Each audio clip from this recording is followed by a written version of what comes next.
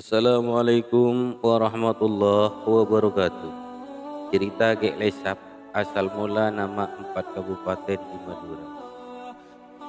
Sebelum melanjutkan ke cerita ini, mari bangun channel ini dengan menekan subscribe dan like, juga share, dan jangan lupa tombol loncengnya supaya melancarkan sarana dakwah dan sama-sama dapat ridhonya Allah Subhanahu wa taala.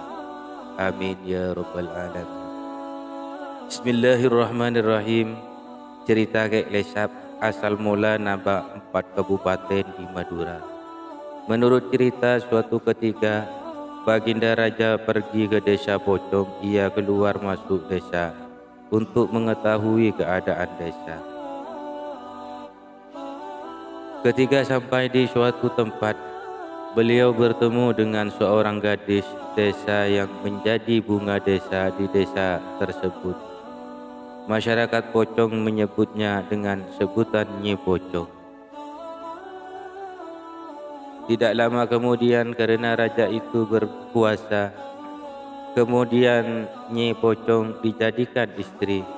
Setelah beberapa lama, Baginda Raja Bangkalan mempunyai anak laki-laki dengan Nyi Pocong. Anak laki-laki yang baru lahir itu oleh Baginda Raja Bangkalan diberi nama Gek Lesap. Namun dengan kehadiran buah hatinya tersebut, Baginda Raja Bangkalan pergi dari desa Pocong dan kembali ke kerajaan meninggalkan istri dan anaknya. Sungguh kasihan Gek Lesap itu karena sudah ditinggalkan ayahnya sejak ia mulai belajar bicara.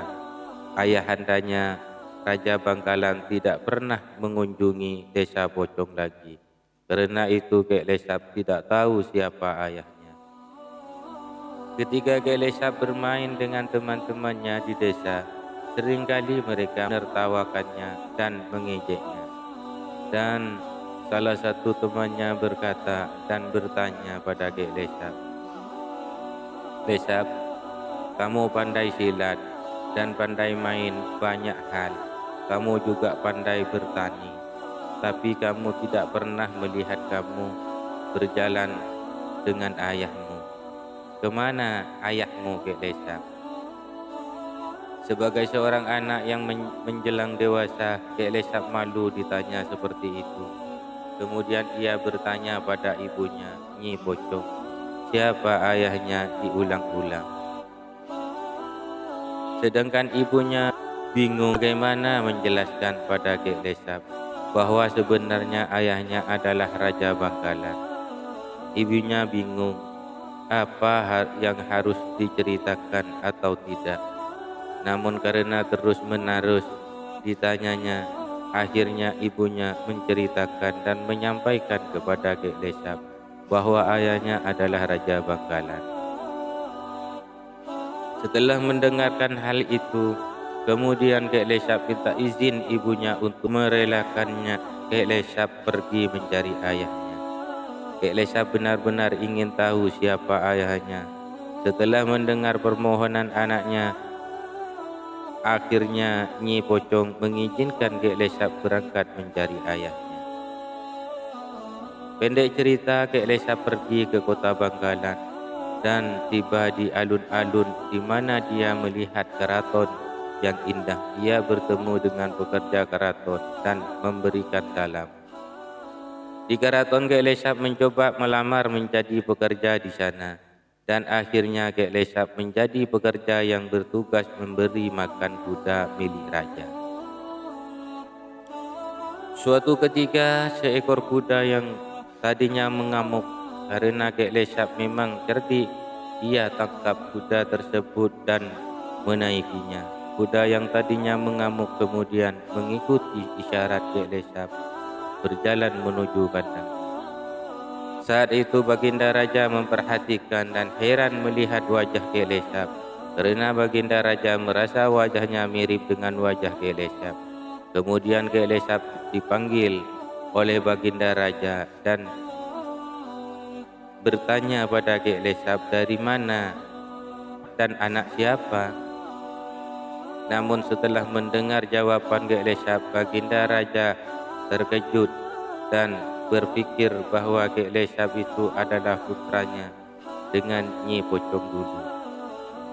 Begitu juga Kek Lesap, dia merasa bahwa Baginda Raja itu adalah ayahnya, dan Baginda Raja memerintahkan Kek Lesap untuk menjadi tukang memandikan kuda si Baginda Raja. Mendengar itu Kek Lesap gembira sekali, akan tetapi Baginda Raja malu mempunyai seorang anak dan istri dari desa. Akhirnya Kek Lesap diberi kediaman oleh Baginda Raja. Tempat ini berada di kota Bangkalan sekarang. Di desa itulah tinggal seorang yang berilmu dan dewasa, yaitu Kek Lesap di Duko. Kek Lesap mengajarkan pencak silat pada para pemuda di Duko, dan muridnya semakin banyak. Jika ada orang sakit, ia juga dapat menyembuhkannya. Karena itu semakin banyak muridnya. Ketika Baginda mendengar bahwa Kek Lesap mempunyai murid banyak, dan Belanda mendengar bahwa ada seorang pemuda dengan murid yang banyak sedang belajar pencak silat, jadi kegiatan anak muda yang mengajari pencak silat kepada kaum pemuda terdengar orang-orang Belanda yang mengibuli Baginda Raja agar Kek Lesap dijaga. Lalu Baginda Raja menempatkan penjaga di Duko. Sejak itu kampung itu oleh orang-orang disebut Desa Pajegan. Sekarang menjadi Desa Pajegan. Jadi Desa Pajegan adalah tempat orang-orang Baginda Raja ketika menguasai Kek Lesap. Kek Lesap akhirnya mengerti mengapa Baginda Raja bersikap seperti itu, walaupun saya bersikap baik selama ini di sini.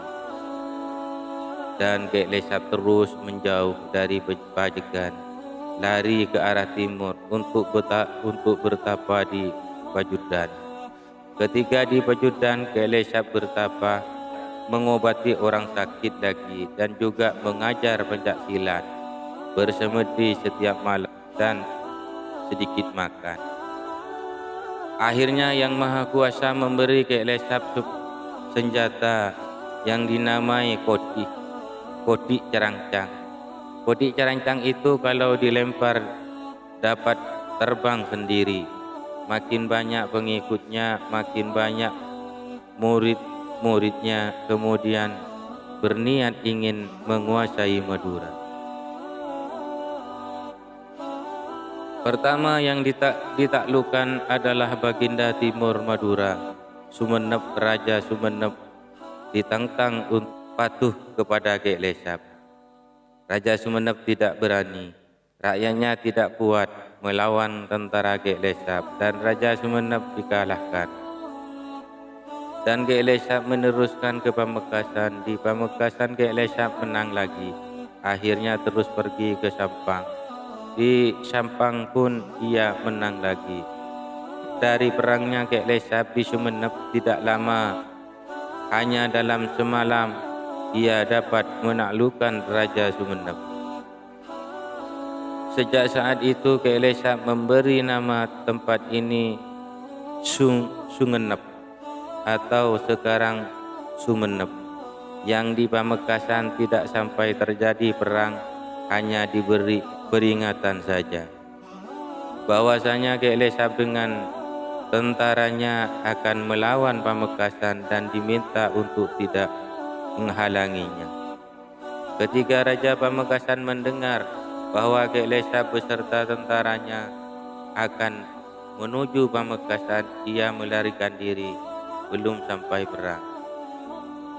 Jadi dengan hanya peringatan saja bisa dikalahkan, dan selanjutnya tempat dinamai Pamekasan atau peringatan di Sampang malah lebih gampang lagi.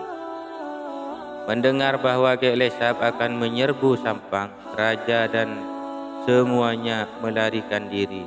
Hanya dilewati saja tentara Sampang sudah melarikan diri. Dengan alasan ini tempat ini dinamai Sempang atau lewat. dan menjadi Sabang. Terus ke arah barat, Kek Lesap dan tentaranya dibelegah. Waktu itu malam hari mereka tidur. Dalam tidurnya Kek Lesap bermimpi melihat pohon bercabang 4. Kek Lesap menebang batang ke-1, ke-2, dan ke-3 terpotong semua. Salah satu yang tertinggal cabang ke-4 tidak dapat ditebang. Senjata yang ayunkan memantul dan meleset. Ini yang mengejutkan Kek Lesap. Meskipun sudah punya rencana untuk mengalahkan Bangkalan, walaupun Baginda Raja Bangkalan adalah orang tuanya sendiri, ia terus menjadi untuk menuju ke barat. Baginda Raja mendengar tentang hal ini dan berkata, orang seperti ini tidak dapat dihadapi dengan kekerasan. Orang arogan seperti ini jangan dihadapi dengan kekerasan. Mari dilawan dengan cara yang tenang, yang membuat hatinya tenang. Inilah cara kita menghadapi. Saya bermimpi bahwa Kek Lesap bisa sial senjatanya jika dihadapi dengan wanita, dengan penari. Baginda Raja sudah menyiapkan perempuan cantik yang dihias seperti putri Raja Bangkalan dan dibawa ke suatu tempat yang dinamai Toncung. Kek Lesap dan tentaranya membawa senjatanya akan menyerbu Bangkalan, dan Kek Lesap heran karena tentara Bangkalan tidak ada yang membawa senjata, malah hanya membawa alat-alat musik. Melihat kedatangan Kek Lesap, mereka mainkan alat musiknya sambil menari. Terus muncullah penari perempuan yang cantik sekali dengan pakaian putri raja. Kek Lesap ketika mendengar bunyi-bunyian, kemudian datang sambil berpikir, ada apa ini? Baginda, begini Kek Lesap, Baginda Raja Bangkalan sebenarnya sudah menyerah dan ini putrinya diserahkan kepadamu. Sebenarnya perempuan itu bukan putri raja. Perempuan itu hanya penari yang diberi pakaian serta dihias seperti layaknya putri raja. Kek Lesap mendengar bahwa Raja Bangkalan sudah berani, maka Kek Lesap beserta tentaranya ikut menari dengan tentara Bangkalan. Orang-orang yang menyamar sebagai pajak memberikan minuman tua dan makanan sampai mereka kenyang. Akhirnya murid-murid Kek Lesap sama-sama mau minum tua tersebut, memabukkan mereka. Semua mabuk. Semua murid Kek Lesap mabuk dan tertidur. Tinggal Kek Lesap sendiri yang menari dengan penari. Baginda Raja tiba. Melihat Baginda Raja, Kek Lesap terus melemparkan senjatanya, tapi kali ini tidak dapat terbang lagi. Akhirnya Patih Bangkalan menangkap dan mengikat Kek Lesap. Ketika Kek Lesap diikat lalu menghilang. Menurut cerita, Kek Lesap menghilang.